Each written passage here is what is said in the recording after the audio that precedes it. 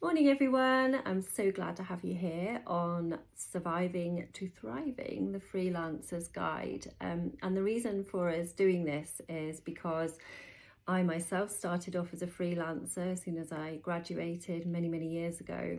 And I know how tough it can be out there, especially when you don't necessarily have someone with lived experience to help you. It's great having all the information online, and ChatGPT is incredible, but there's nothing like someone who's trodden the path before you to be able to look at your unique situation, your personality, and know how to lead you through the difficult bits and the transitions from that sort of just beginning and relying on any little bits and pieces you can get to developing your own style and moving into what feels more like a relaxed business of freelancing, where you can sort of, not have to worry about always kind of wondering where the next paycheck's coming from. So, this today is an introduction. The whole program really would take a year. So the reason why we started the Creative Collective, PPA Creative Collective, is because time and time again, I see that success really is a holistic thing. It isn't what you do day to day. It's about who you are, what your beliefs are, how you come across to other people. And a lot of that is subconscious and you wouldn't be aware of it. And as someone who's dealt with freelancers a lot over the last 20 years, there are really subtle keys and clues I pick up immediately when I'm dealing with someone. So I don't want those things to hold you back. And actually, I really champion your success. So I know there's a million courses out there, people teaching how to do print design, people kind of, trying to make a quick buck basically out of people's dreams. And actually it really gets to me, and I have a lot of integrity, and Kerry does too. And we genuinely want people to be successful and help people in the way people have helped me. And generosity is one of the things that I've always given, and it's something that shouldn't be mixed up with poor boundaries. So we're going to go into that. So this next kind of 3/4 of an hour is really about introducing you to the principles of success, and that success can be defined as also financial, but all the other things that make a person kind of operate beautifully in the work world and be able to blend and balance what you want out of life with what you do every day. So it shouldn't really be a cut-off. It shouldn't be like, I do this for work and then this is my life. For me, it's about a holistic way of living and being that's creative, that's relaxed and in flow with who you are as a person, and also you're able to attract the right clients. So we'll get started. So this first section is really about a place of knowing who you are. It's called Pillar 1.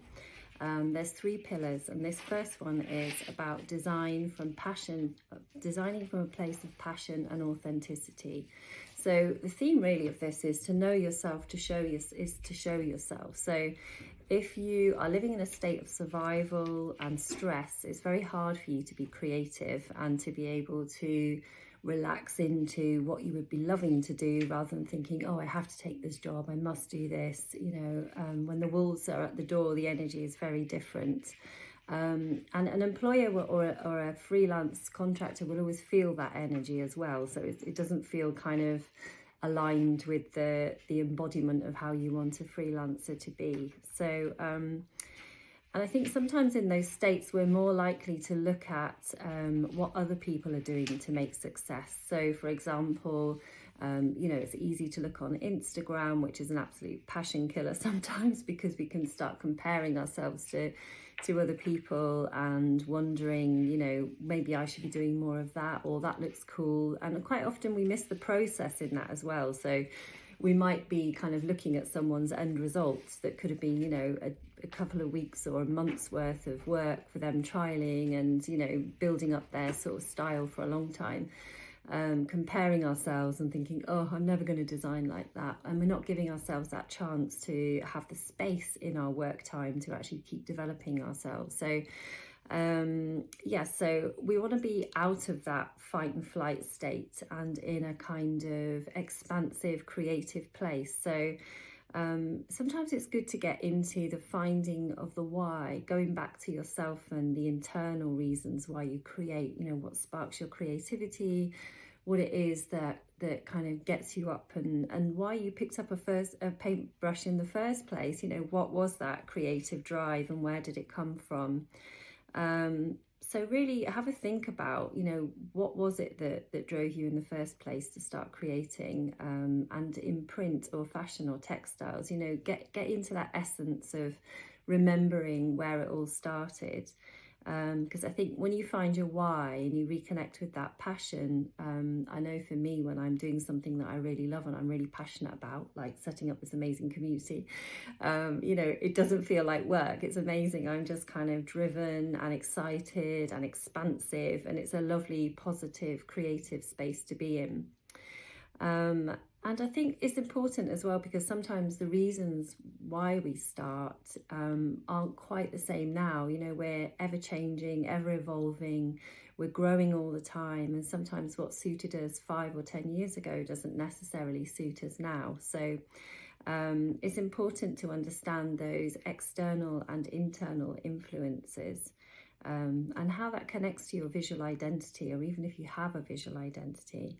So we're just going to pause for a second here and reflect on your own creative identity, and kind of have a look at, you know, what the whys were, what made you start creating, and what fires you up now, and think about that for a second. Okay, and then the next question I want you to reflect on is, what you stand for now. Has it changed? The things that drove you to, the reasons that drove you to pick up a paintbrush and start painting in the first place. You know, what are your internal and external influences, and how has that changed for you? Do you want something different now to what you do when you started off? You know, what does that look like? And what is your creative identity? So are you somebody who has always loved colour and you're passionate about colourways, or do you tend to stick to a certain style? Are you quite graphic? Has that changed? Do you have a strong individual creative identity, or are you a bit of a jack of all trades? Because it's really important to understand that, because if you're a broad freelancer who has a broad skill set, you know, you may be amazing for a small company. I mean, for us, it's always very attractive to have someone who's a bit of a jack of all trades as an employee, because we're quite a small team. We might get brands like Harrods delivering things like they want scarves doing, or we might have an interiors company who wants a wallpaper creating for something. So my skill set and the skill set of any employees needs to be really broad and be able to be multi-directional. Whether, you know, that's the same if you're working for someone like ASOS and you're working in a big department on swim, and you're amazing at swim and you're amazing at textures and animals and, you know, swim-based or active wear, then that's where your freelance niche needs to come from. It would be approaching companies rather than studios. So it's really important to understand where you stand and who you are and what your visual identity is, because when it comes to pushing yourself out there, you have a very clear plan. So have a think about that. I'm going to pause again, and you can really sort of brainstorm and map out, you know, where your skills are. And also try not to be too cognitive about it. Try and think of it in terms of in your heart, like what would be the brief that would make your heart sing, where you're like, oh my God, I would love to do that. You know, don't think about the money or the clients at this stage. We're thinking about what drives us, what's our passion, what do we love to paint, what would be the killer brief that really makes the kind of design brief of the year for us. So yeah, have a think and a feel into that.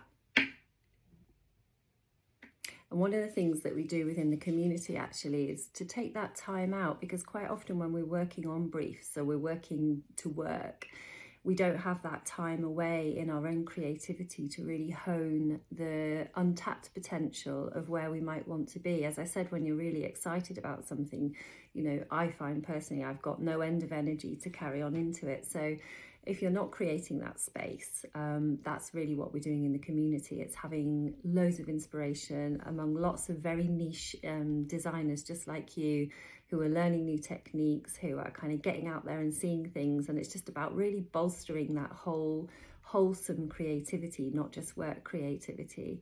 So yeah, have a think out into that. And I'm going to set you a challenge here. I want you to really take some time to distill what it is that your strength is, what you do really well, what you love to do, what you're passionate about, and do not think of the money at this stage or the potential clients. And I want you to put it into one beautiful post this week on socials or Instagram, or write a blog about it, or a LinkedIn article, and just really pour forth from your heart, not what from you think people want to hear. Put some beautiful photographs of your work, collate it really beautiful, not just one design, but a whole idea and an ethos around it. And put those images and content out, and be brave and just see what happens. Because I know when I post from my heart, or I write from my heart, like the Blend blog, it really connects in a way that other blogs don't. And I had such an amazing reaction from that, and it resonated with so many people. So I think being honest and coming from a place of authenticity really connects. So that is your challenge for this week. If you feel nervous about doing that, then one short step could be to share within the Mighty Network, within the Print Pattern Collective. So if you're kind of nervous and you want a little bit of feedback before it goes out, there's nothing like an amazing community of women who are going to do the same thing, which could be amazing, just to give you that little boost. Okay, for the next pillar, we're going to be looking at working smarter and not harder. I really wanted to frame having systems and organisation as freedom, because one thing that we're always short of quite often when we're freelancing is time. So time is such a precious thing, and the way that you can claim back that time is by having anything you do that's repetitive or needs automating tied up, and having good organisational skills. I think it's a really good habit to get into as well, because when you're working with an employer or you've been given a brief, having that subtle cue really as well, that makes you look like you're organised and you're calm and you know exactly where everything is. You're not like, oh, let me just try and find that for you, or which version of this is version 1, 2, final 3, final 4, final 5, final. We've all been there. So I wanted to frame it really as freedom, and not boring stuff to do, because, let's face it, we all love doing the creative bit, but when it comes to the business part, and the organisation and the systems part, sometimes some of that doesn't come naturally to us, especially if you're stressed, especially if you have young kids, especially if you have a heavy workload or you're neurodiverse and it doesn't come naturally to you to have that kind of executive function. There's one really amazing trick that I learned. I have ADHD, and it's been a learning curve for me to make sure I do something called closing the loop, and my partner taught me this. And she's brilliantly organised, and it's so great. And actually what I do now is every time I do something, I don't wait till the end of the day. I think, on a Friday I'll do a tidy, which is what I used to do, but then Friday becomes busy and it comes into the next week. What I do now is I do everything as it happens. So when I'm saving something, I make sure I save it into the right folder, I label everything, I put an expense in straight away, and it's done. And it's weird, it's like this strange liberation that you don't have that drawing energy on you all the time of like, oh, I must remember to do that. It's like the bandwidth that's taken from not having an organized space and an organized system is immense, and that will drain you of your creativity. So I really wanted to kind of get into the overall whys of why it's important to have systems, so that we don't see it as boring admin. And actually what we do on the network is show actually within the collective how to set up Trello boards, how to label files, price lists, email templates, automation, like anything that saves the repetitiveness of anything you do can be automated and systemized. So that's where you start to move from that kind of freelance activity into running a bit more like a business. So that if you get busy and you're just edging up into that next level, which is where it feels like you're then outsourcing a lot of what you're doing, and that's when you start to scooch up into the next bit, which is really exciting. But anything that buys back your time is really valuable, so that's worth thinking about. And actually, what I would suggest in that then is that you split everything into what I call front end and back end work. So the back end work is having things like a website or an Instagram that's fairly automated. So if you get people inquiring, you've got, an automation that says thank you, da da da da, if you need a price list or whatever. So you've got everything that people ask you in your website or Instagram. And that's fantastic. And then you've got that's all the front end or back end stuff, sorry, I should say, is all the admin and the system. So I would always spend a little time in the morning catching up with those and improving them, because that's your foundation to be creative on. No emails really need to be returned before 10 o'clock. So if you spend that first hour of the day visioning, planning your business, looking at people that you'd like to approach and pitch to, finding clients who have an aligned aesthetic to where you are, looking at where they hang out online and how you might connect with them in a roundabout way or in an organic marketing way. That's something else that we go into in the collective as well. So that's your first part of the day. So when you start work at 11 or 10, you're really fired up and you're ready and you're connected with who you are, what you want to do and what your priorities are, so that the rest of the day is super efficient and you can just crack on. So as I said, yes, in the community, we share tips as well. It's not a top-down space and it isn't a teaching space. It's a sharing and collaborative space where we can all share what's working and what's not working. And now I'd like you to have a little time on reflection, and we're going to pause it here again at the end of this pillar. Where does your time leak out, and what can you do to make that better or make your life easier? So have a think about that. I call them the assassins. So it could be anything from, I don't know, being hungover a lot, or it could be, the question, where did I put that file, or where's this, or, where's your time going? Is it loose boundaries where the kids are constantly calling you all the time when you're at work, or, where's the time leak? So I'll let you have a little bit of time to do that. Okay, and then with that in mind, I would like you to create, this is your challenge, one micro habit every day that you can do to improve your organization or your interruptions or your time leak, whatever that was. So have a think. It might be a one-off, but it might be something you can introduce every day, just a couple of minutes every single day, and see what that is and trial it for the next week and see what happens. Give yourself a 7-day challenge. So have a think about what that might be. Okie dokie, so we move on to our third and final pillar, and it's called thriving financially and in an authentic way. So the theme really is here, you deserve to be paid for your brilliance, and also just understanding really where you are, because you could be undercharging, but you also could be overcharging. So that's really important. So let's look at finances at the first stop. So my experience of freelancers, as I explained earlier, is there's often unspoken signals, and how I read them consciously and subconsciously when I'm working with them. Now, sometimes somebody might come along and they're just very on it with, I invoice at the end of 30 days, or they get their invoice straight away to me. They're very clear on pricing. They price themselves well and they value their services. They don't go above, and they might give you a little bit, but they're not like, oh yeah, I'll do that, and then I've asked for to be paid. So what's happening there is I'm gauging a picture of boundaries, of whether they respect themselves financially, whether they respect their time, because that's really important. If somebody says to me they're going to do something and they don't do it, or I have to chase them for it, that's another thing that starts kind of becoming a bit sticky.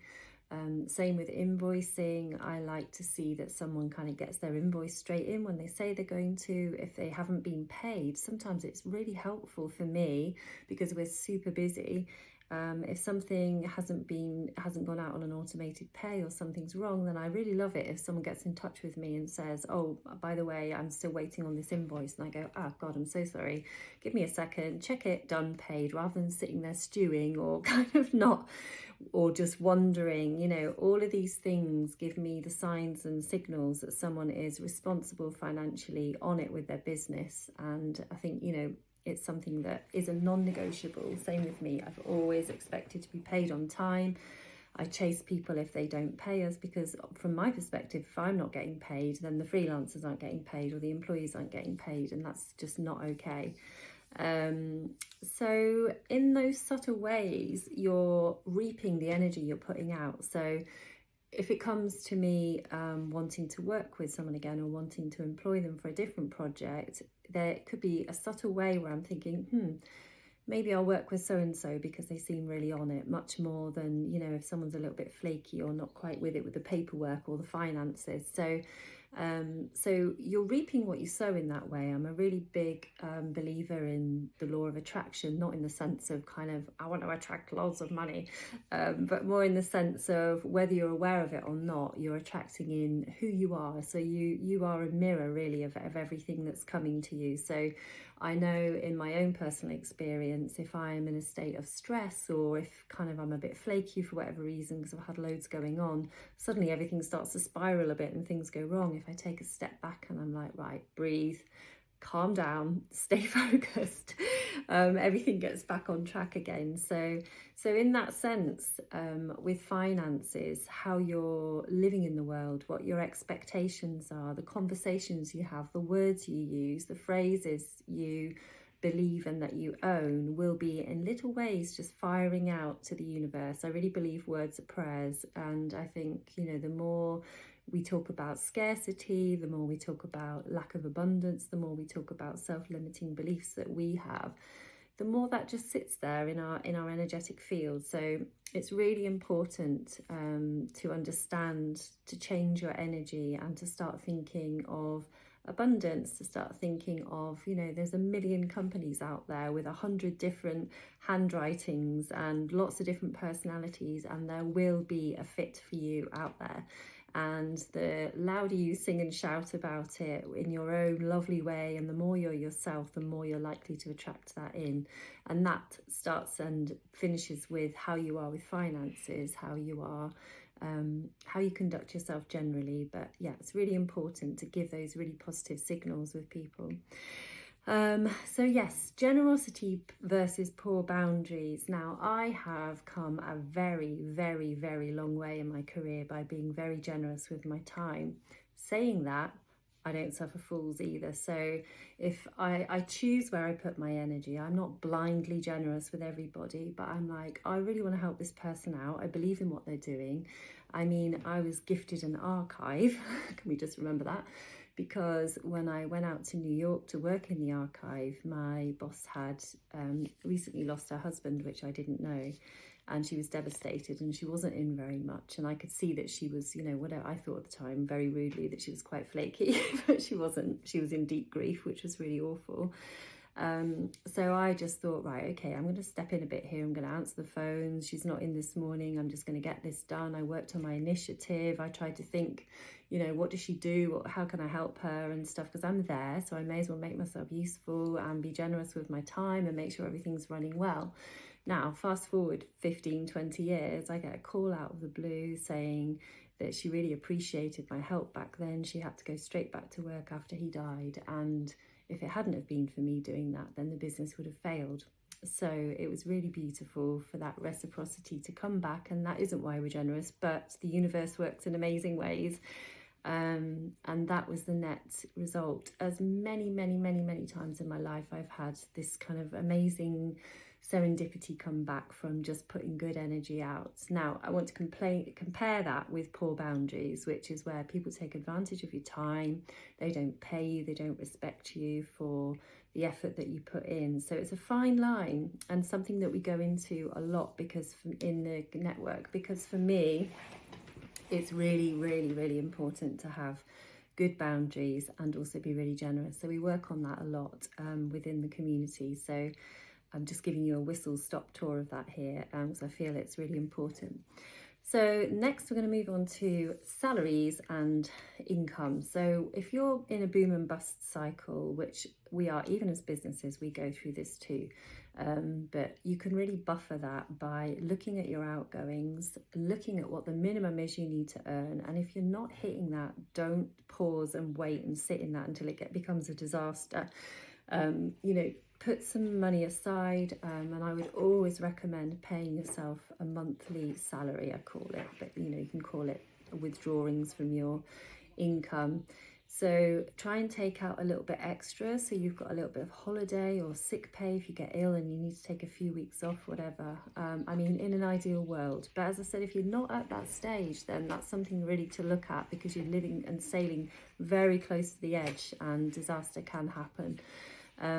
So if you're, say, some months you're absolutely booming and you've got thousands coming in, the next month you've got a couple of hundred coming in, then you're in that kind of boom bust cycle. So if you can manage generally like that, that's fine, but just try and spread the costs, take out your tax, pay yourself the minimum of what you need, and then watch that money build. Because if you have a quiet spell for 3 months, which can be terrifying, at least you've got that in the bank. So again, it takes you out of fear, it takes you out of stress, and it takes you out of that desperate state, which we can sometimes feel as clients. So yes, so where did we get to? Holiday. Oh yeah, and also if you have some spare money, then you also might want to invest in some training or upgrade your computer or something like that. So thinking of yourself as a business rather than an individual, then you've got that time. You might even want to pay for yourself to have a retreat and do something creative. In fact, we're actually going to be having some collective retreats where we can do exactly that, where we can all get together and rest and play and develop our skills. So having a little bit of a pot of money for development is lovely as well. I think it's important to say that money isn't taboo. I've never had a problem talking about money. I don't know why, but I'm always upfront because I like to be honest and I have integrity. So that's something I also encourage within the community. And, it's good to share and also know what people are charging, so we can set a bit of a standard there. And I think at this stage, it's important to know what you want. To know what you need to live on now is one thing, but what does thriving financially look like to you, on your terms? And when I say thriving, I don't mean necessarily success in the sense of just money.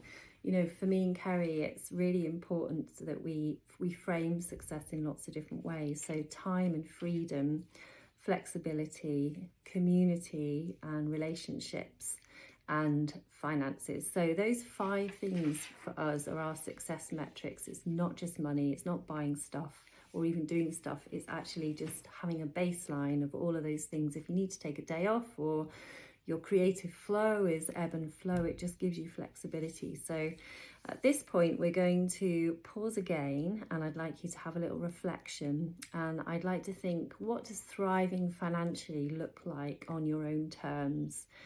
Dream into that as much as possible. We're all brilliant at mood boards. So create a life mood board. Make it active, don't make it stuck in the future, like this is what I want in 5 years' time. It's like, if I'm living this now or in the next month, what does that look like? If I'm living this in the next year, what does that look like? And start to build a picture of what you want, because if you don't know what you want, the universe doesn't know what you want, and it just becomes a muddle. So be absolutely specific, be super clear, and it is a miracle. I swear to you, I've done this so many times and it just seems to manifest. It's very weird. It can be a bit scary sometimes, because if you're asking for something that is a little bit far away from where you are now, things can change quite quickly. So it's quite magic. So I'm going to pause again now, and I'd just like you to have a think about, what that looks like, whether it's travel, whether it's, whatever is right for you. It could be even having a baby, it could be leaving a job, it could be anything. So, really think into how thriving financially looks for you. Okay, so hopefully that was a really fun exercise, and also something you can continue working into. And as I bring this to a close now, I would really love you to have a think about, obviously the collective is an amazing space to make those dreams grow. But I would just like to invite you to imagine what your best year yet would look like. I mean, what would that incredible year be? You know, if you had a whole circle of women around you supporting you in-person meetups, online every day, lots of resources, lots of funneling you into interesting, exciting things, possible retreats. You know, how does that look for you? What would you want to be doing? How would you want to feel at the end of your first year? And how, you know, what do you want to create? So with that invitation, and you know, if you want to come with us and walk that journey with us, amazing. If not, I really hope today's been helpful, and there'll be more of these. So even if you're not connected into the collective, then you know, I'm going to be very generous with my time and my own learnings, and hopefully they're helpful for you. But have a great day, keep dreaming, keep putting that down, looking after yourselves, and yeah, keep in touch.